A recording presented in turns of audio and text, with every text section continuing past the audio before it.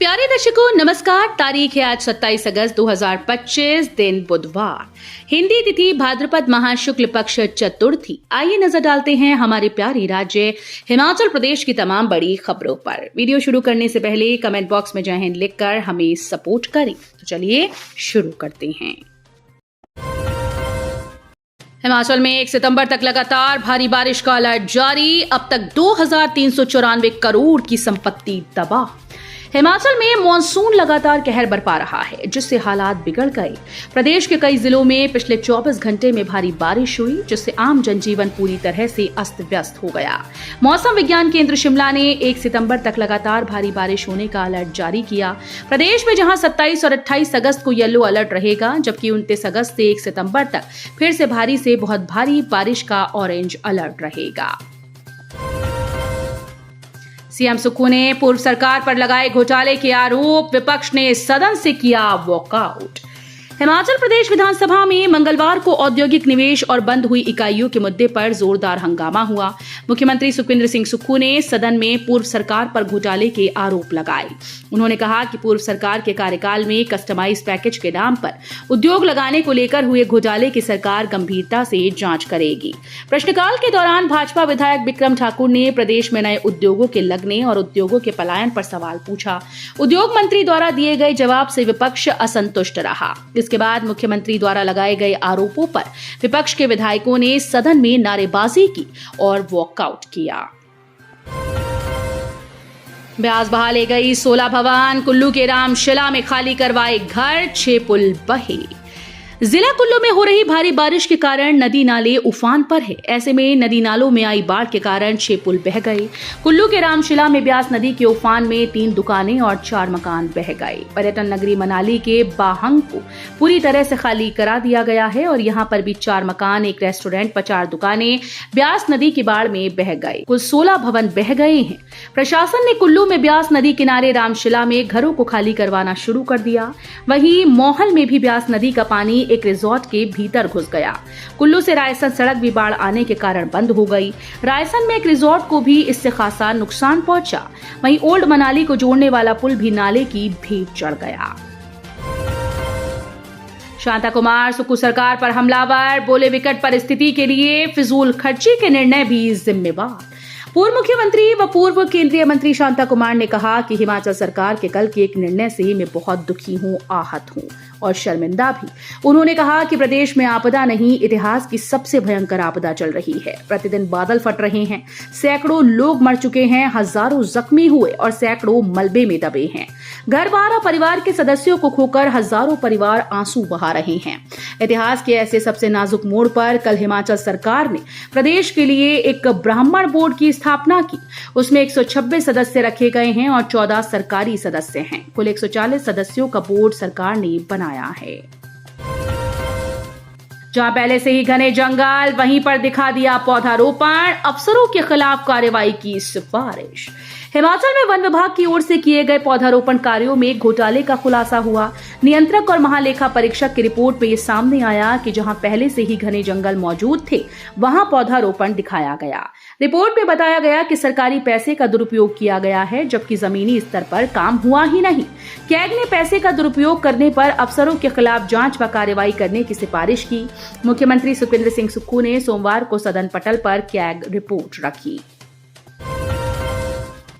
Himachal CM के खिलाफ सुधीर का privilege motion reject. Himachal Pradesh के मुख्यमंत्री सुखविंदर सिंह सुक्खू के खिलाफ बीजेपी विधायक सुधीर शर्मा द्वारा लाए गए प्रिविलेज मोशन को स्पीकर ने रिजेक्ट कर दिया। विधानसभा अध्यक्ष कुलदीप पठानिया ने कहा कि सुधीर का प्रिविलेज मोशन का नोटिस विधानसभा की कार्यवाही का हिस्सा नहीं था। उन्हें नियमों का हवाला देते हुए प्रिविलेज नोटिस लाना चाहिए। इसे सोशल मीडिया और मीडिया को नहीं देना चाहिए। इसके बाद विधानसभा ने फैसला लिया कि बिना किसी नियम के प्रिविलेज मोशन लाया, इसलिए इसे रिजेक्ट किया जाता है। कुल्लू में आपदा झेल रहे ग्रामीणों को देवता ने चेताया। बोले देवी देवताओं ने नजर फेरी तो स्थिति और खराब होगी। देवादेश नहीं मानने से नाराज। हिमाचल प्रदेश के कुल्लू में भारी बारिश हो रही तबाही के लिए स्थानीय देवता ने लोगों के कर्मों को जिम्मेदार ठहराया। दरअसल बीती शाम को हलाड़ के ग्रामीण अपने आराध्य देवता नाग धुम्बल की शरण में पहुंचे और प्राकृतिक आपदा को रोकने व उन्हें सुरक्षित रखने की प्रार्थना की। ग्रामीणों ने देवता से प्राकृतिक आपदा रोकने और उन्हें सुरक्षित रखने का आग्रह किया। इस पर देवता ने ये साफ कहा कि इस आपदा के लिए लोग खुद जिम्मेदार हैं। देव आदेशों का पालन नहीं हो रहा है, देव नीति में राजनीति की जा रही है, जंगलों का विनाश हो रहा है। नाग धुम्बल ने देवता ने कहा कि देवताओं के फैसलों की अवहेलना की गई, विकास के नाम पर पेड़ों और पर्वतों का अंधाधुंध दोहन किया गया, धार्मिक स्थलों की शुचिता का ध्यान नहीं रखा जा रहा है। वन विभाग की टीम ने गुप्त सूचना पर घर में दी दबिश, 2.5 लाख रुपए से अधिक कीमत की अवैध लकड़ी बरामद। नाचन वन मंडल की टीम ने गुप्त सूचना के आधार पर घर में अवैध रूप से रखे देवदार के 36 स्लीपर बरामद किए।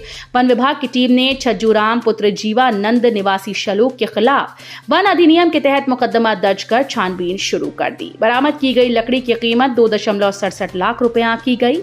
डीएफओ नाचन एसएस कश्यप ने बताया कि लकड़ी बरामद करने की पुष्टि हुई है। डीएफओ से मिली जानकारी के अनुसार वन विभाग नाचन को गुप्त सूचना मिलने पर विभागीय टीम ने जूनी घाटी के शलोक गांव में दबिश दी।